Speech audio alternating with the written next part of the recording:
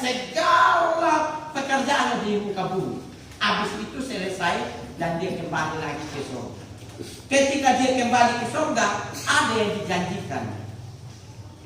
Dan dia tidak datang lagi secara fisik, tapi yang dijanjikannya Roh Kudus, yaitu sebagai penghibur, sebagai penolong. Nah, yang dijanjikan itu menjadi sebuah pengharapan bagi kita. Kita menaruh keyakinan, kita menaruh percaya, kita punya harapan, kita menaruh harapan kepada Tuhan bahwa oleh kuasa Roh-Nya kita disertainya, oleh kuasa Roh-Nya kita dikuatkan dan dihiburkannya. Nah, itu nah yang namanya pengharapan. Nah, selain itu kita juga punya doa-doa kepada Tuhan. Contoh, anak-anak kita akan mulai ketika Tuhan kasih kita karuniakan kita anak, lahir itu anak, kita besarkan, kita didik. Kita punya doa kepada Tuhan supaya anak ini jadi anak yang baik. Kita punya doa kepada Tuhan supaya anak ini nanti punya masa depan. Seiring berjalan waktu anak itu dia besar. Mulai masuk sekolah sesuai tahapan demi tahapan. Sampai akhirnya dia tamat SMA, pergi kuliah. Pergi kuliah bukan di Pulau Sumba, ada di Kupang, ada di Bali, ada di Jawa, ada di Jakarta. Jauh dari mata. Tapi jauh dari di mata, namun dekat di hati. Kita selalu merindukan dia. Selalu kita doakan dia. Lalu harapan kita kepada Tuhan, kita berdoa agar anak itu dia selesai kuliah, agar anak itu masa depan yang diberkati. Ini harapan. Kita berdoa pada Tuhan, disertai dengan iman kepada Tuhan. Anak saya akan berkati. Ketika jadi itu harapan, dia belum jadi sarjana, harapan kita dia harus jadi sarjana. Dia belum bekerja, harapan kita nanti dia akan bekerja. Dan ketika itu menjadi kenyataan, kita bersyukur. Dan apa yang sudah menjadi kenyataan bukan lagi sebuah pengharapan. Itu adalah jawaban dari harapan kita. Itu adalah jawaban dari doa-doa kita. Ketika dia sudah pegang gelar sarjana, itulah jawaban dari sebuah harapan. Jawaban dari sebuah doa. Ketika dia sudah bekerja, tiba-tiba dia dapat pekerjaan yang baik, atau tiba-tiba dia jadi pegawai negeri, itu bukan lagi sebuah pengharapan, tapi itu adalah jawaban dari kewajiban harapan kita, jawaban dari doa kita. Lalu kita bersyukur atas jawaban kita. Jadi Bapak Ibu Saudara-saudara, itulah yang dimaksud tadi di ayat berapa tadi mengatakan tentang pengharapan yang kita lihat, tetapi dalam pengharapan karena makhluk. Di ayat berapa tadi, bisa bantu saya? Ya. Memahami bersama-sama, kita langsung di ayat 25 sampai dengan ayat 30, dan ya intisari dari pembahasan ada di ayat 28. Tetapi jika kita mengharapkan apa yang tidak kita lihat, kita menantikan dengan tekun.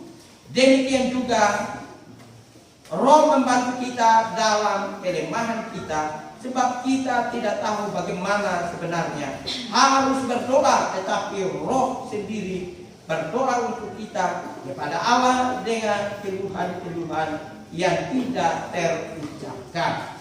Bapak Ibu sidang jemaat yang dikasih oleh Tuhan, ayat 25 dan 26 mengatakan bahwa ya pengharapan.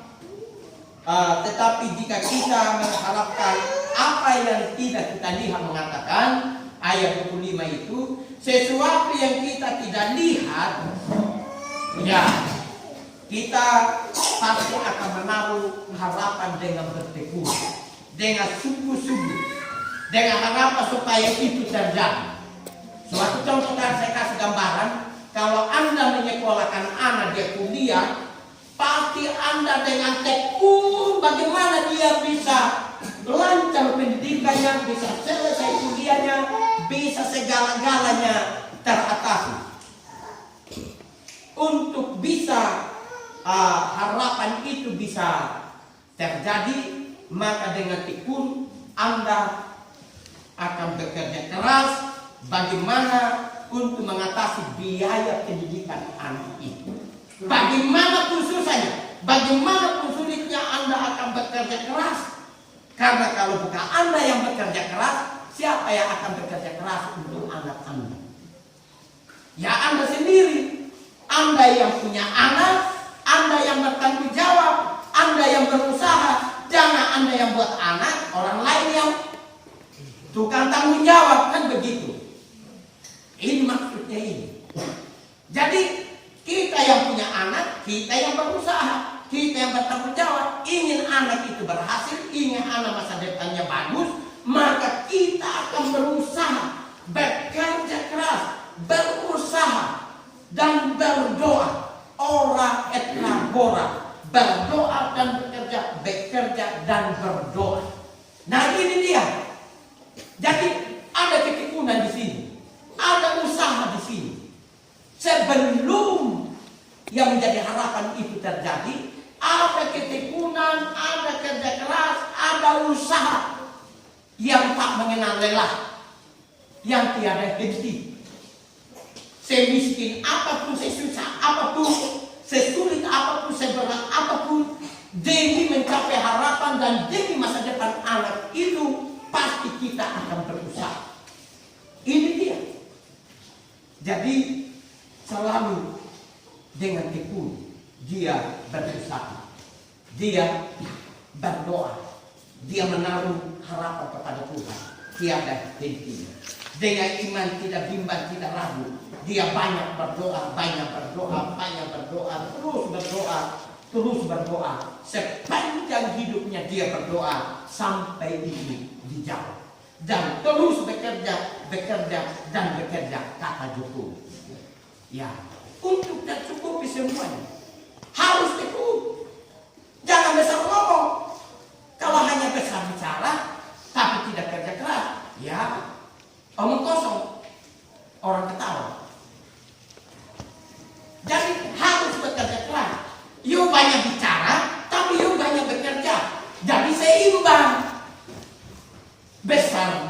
Besar bicaranya, besar juga kerjanya. Jadi seimbang. Kerja keras. Ya. Jadi kalau sukses, ya sukses karena kerja keras. Berhasil karena kerja keras. Nah, begitu. Sebenarnya di antara kita banyak orang-orang yang menjadi motivasi. Saya banyak termotivasi dengan sekian banyak orang di antara kita. Saya termotivasi dengan Bapak Umu, saya termotivasi dengan beberapa orang, Bapak Hen, ada beberapa orang lagi, Bapak Yanto, bahkan termotivasi. Kerja keras itu menjadikan saya termotivasi, ya, termotivasi saya. Nah, jadi bisa kita belajar dari yang ada sekeliling kita. Ada yang sudah pegawai negeri juga, saya termotivasi juga. Sudah pegawai negeri, gaji sudah tinggal terima setiap bulan, tapi masih bekerja, masih kerja separuh jadi petani. Tahu kok oma, tahu kok papa. Sebenarnya kalau kadang tahu kok oma, kadang tahu kok papa, kan kayak pegawai di rumah lain diri tinggal terima saya setiap bulan. Tapi ini saya berpikir positif, memotivasi saya yang begini. Oh, andai kata saya petani, saya madu. Nah, kalau ada pemakit pun mau nanti. Pegawai negeri ini si baku pangetan aku nasi bukan naik waktu nanya apa dia lalu pergi begini. Tahu orang tahu apa karyawannya petani, bagaimana saya ini? Saya pasti mandi. Dan dengan begitu saya termotivasi. Orang yang sibuk dia bisa kerja sini sana, saya yang memang hidup sebagai petani. Kenapa saya bisa? Itulah dan ketinggalan. Saya termotivasi harus seperti itu.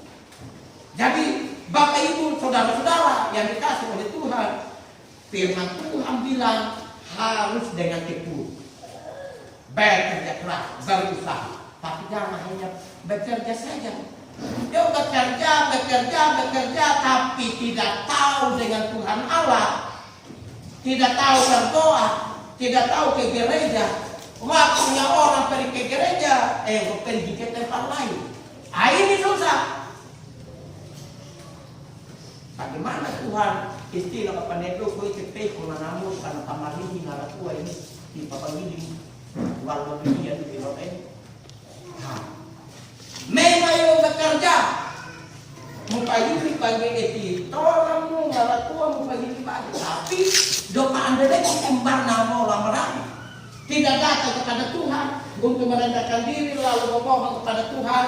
Oh Allah borima ngalah tua dah kupangili pagi jemuri kau pamaritni ngalah tua kau dan mungkin nggak kata kalau mengenai memilih tamakan ngeranduk kaku apa pangili kau dan kau pemburu kau ini memang gak marah memang itu rokok itu lu mungkin boleh nanti mati tak menaik itu kayak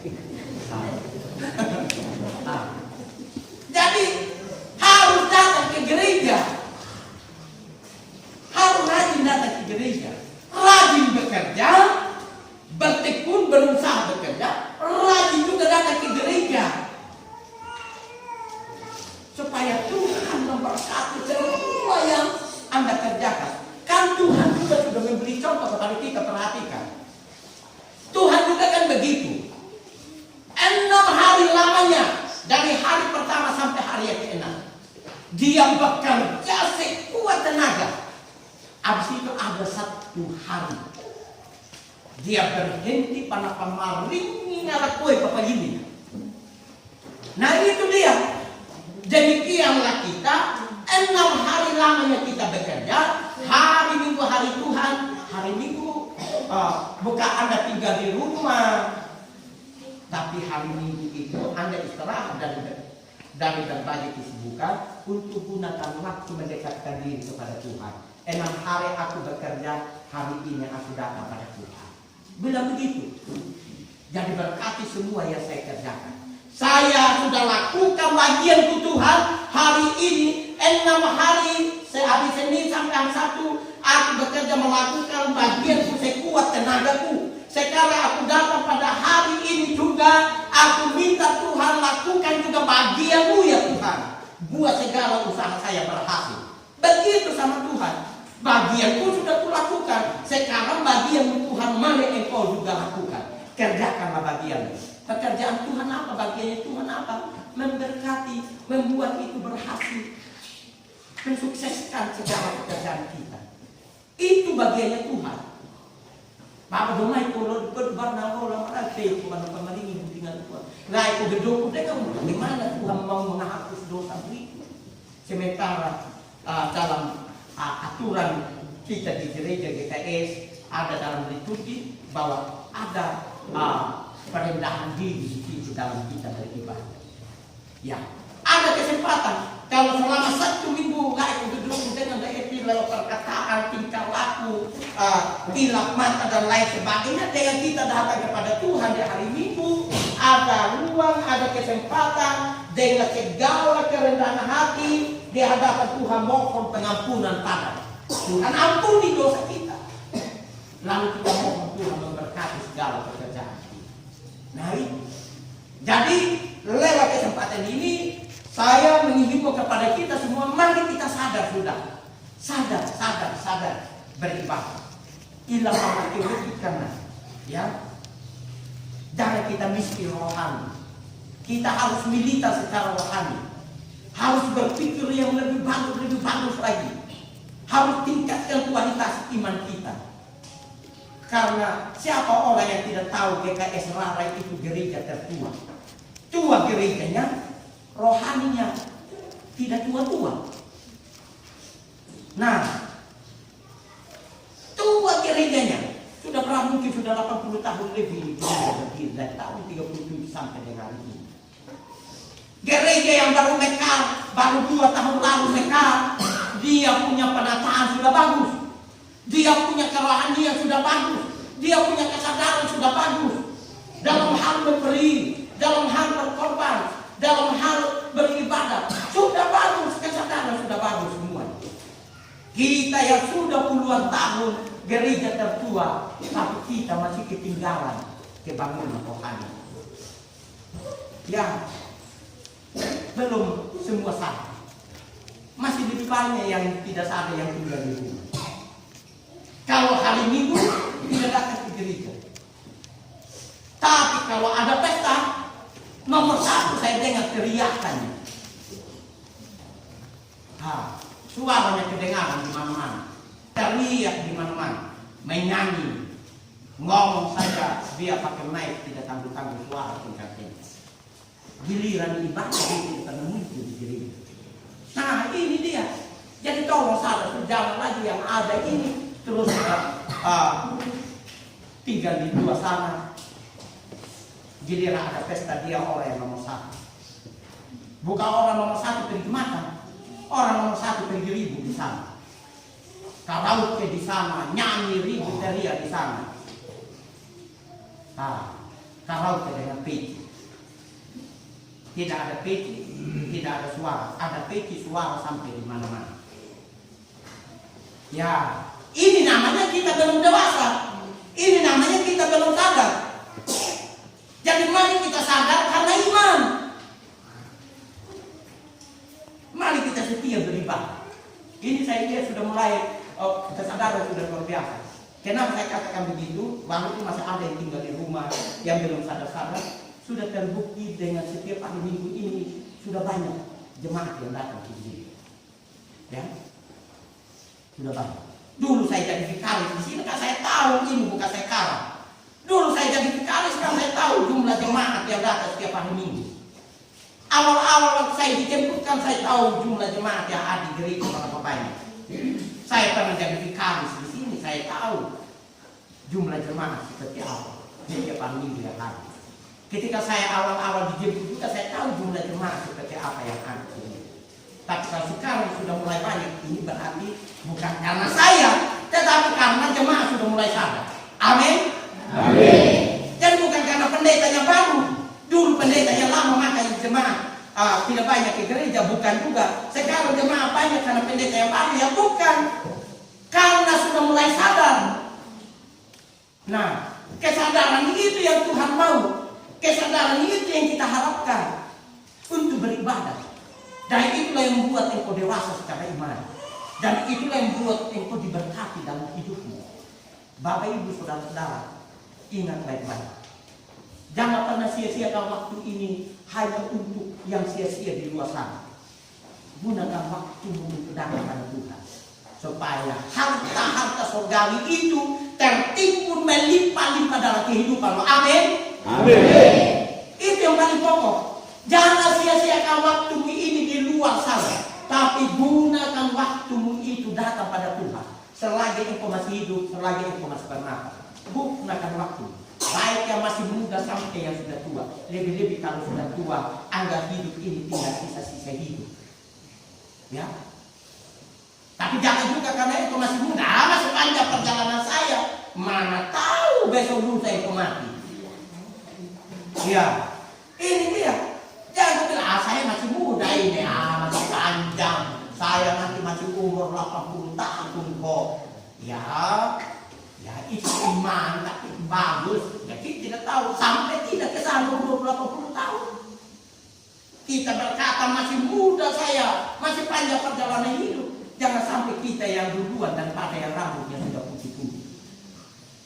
Nah, jadi semua itu perlu direnungkan. Karena semua itu terjadi di luar dugaan dan tidak pernah diharapkan. Karena itu firman Tuhan memang mengatakan berjaga-jagalah kamu dan selalu siap-siap. Harus selalu waspada. Jangan lengah, jangan sia-siakan waktu yang ada. Jadi Senin sampai Sabtu gunakan waktu itu sebaik mungkin untuk bekerja. Dan Sabtu hari yang ketujuh hari Minggu itu gunakan juga waktu itu sebaik mungkin untuk beribadah kepada Tuhan. Amin. Amin. Nah ini dia. Nah, kita baca di ayat 28 mengatakan begini. Kita tahu sekarang bahwa Allah turut bekerja dalam segala sesuatu untuk mendatangkan kebaikan bagi mereka yang mengasihi Dia, yaitu bagi mereka yang terpanggil sesuai dengan rencana Allah. Ya, puji Tuhan.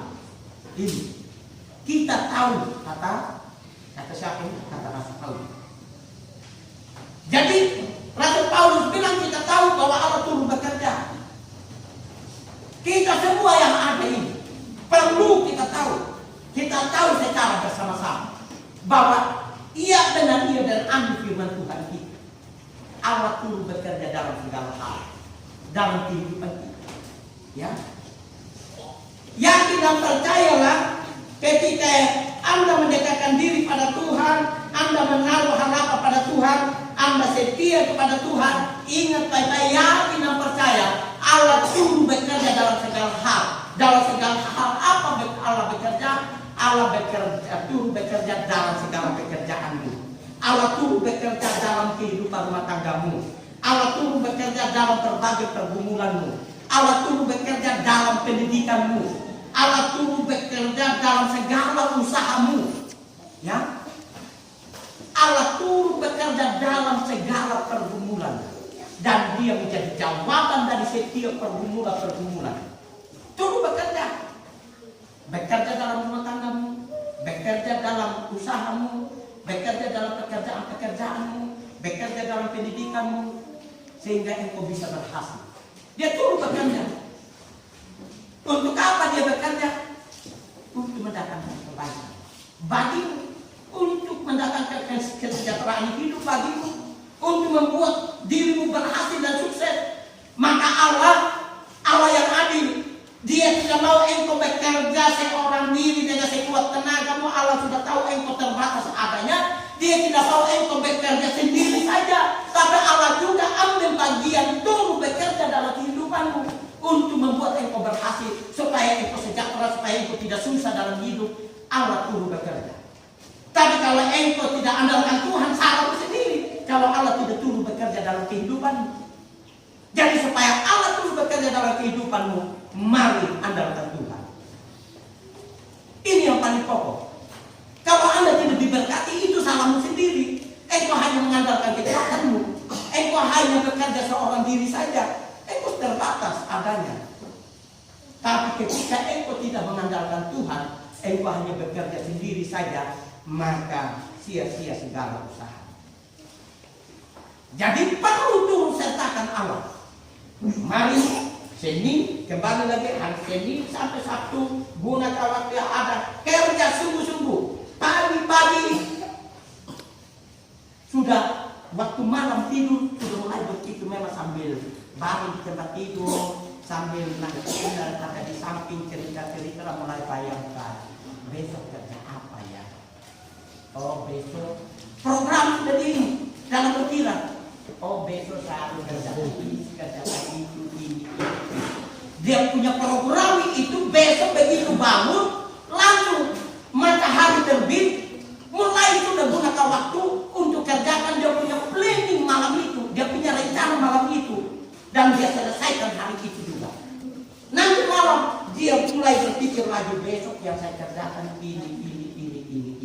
Maka begitu bangun, matahari terbit, dia minum kopi, dia sarapan, mulai lagi dia bekerja. Kerjakan programnya hari itu hingga diselesaikannya di sore hari. Jadi Anda jangan buat program tapi tidak dikerjakan. Itu yang susah. Punya program tapi tidak dikerjakan. Programnya numpuk tapi tidak ada yang dikerjakannya. Susah. Siapa yang mau kita kerjakan untuk program? Tidak ada. Nah ini dia. Jadi harus sama dengan Bapak Ibu. Dia harus punya program bagaimana usahanya itu bisa berkembang. Hanya orang tidak mau juga datang tamu di rumah. Ya, tapi perlu juga cita hikmah. Jangan sampai orang bertamu setiap hari dia bertamu terus. Ini juga yang repot. Perlu juga berhikmah kalau setiap hari dia bertamu terus. Iya male, get, dia bertamu terus. Wah, kalau ini juga ya. Nah, jadi semua itu perlu direnungkan. Jadi ingat baik-baik yang saya mau bilang sama kita semua, mari gunakan waktu yang ada. Yakin dan percaya Tuhan itu sangat baik luar biasa. Tuhan tidak bilang bekerja dan bekerjalah kau supaya kau makan. Aku aku nonton dan melihat engkau Tuhan, tidak bilang. Tapi Tuhan bilang bekerja dan bekerja. Setelah itu aku pun turun bekerja. Lakukan bagianmu sekuat tenaga. Di luar dari kemampuanmu bagianmu, kata Tuhan. Apa yang engkau tidak bisa lakukan, itu bagianmu, kata Tuhan. Apa yang kita tidak bisa lakukan? Contoh, saya kasih contoh ya. Ini batang ubi, kita potong, kita tanam. Hanya itu yang kita bisa lakukan. Papai na nalua panakalata, kan kita tidak tahu toh. Kita tidak tahu. Dan kita tidak bisa buat itu. Kita hanya potong ini ubi, tancap dia. Karena mati, karena mori, Pak. Ya, kita. Itu urusannya Tuhan. Tak tahu nakalu dengan buah. Hati dikalahkan. Kayak dikalahkan kalahkan pagi ada isinya. Dan bisa kita makan. Kalau saya bilang, ini pohonnya itu punya akar dulu. Tidak jadi itu supaya bisa dimakan. Tapi padahal sama-sama kayu. Ubi kayu, pohon jati kayu. Tapi pohon jati itu saya gali dia punya akar-akar. Semua kayu adanya. Tapi ubi ketika saya tanam, saya gali akarnya, isinya banyak, bisa dimakan. Beda. Itulah keajaiban Tuhan. Kita tanam, tapi Tuhan yang membuat berhasil. Kita tanam pisang, Tuhan yang membuat dia berbuah. Inilah yang kita tidak bisa lakukan, Tuhan lakukan. Itulah bagian Tuhan.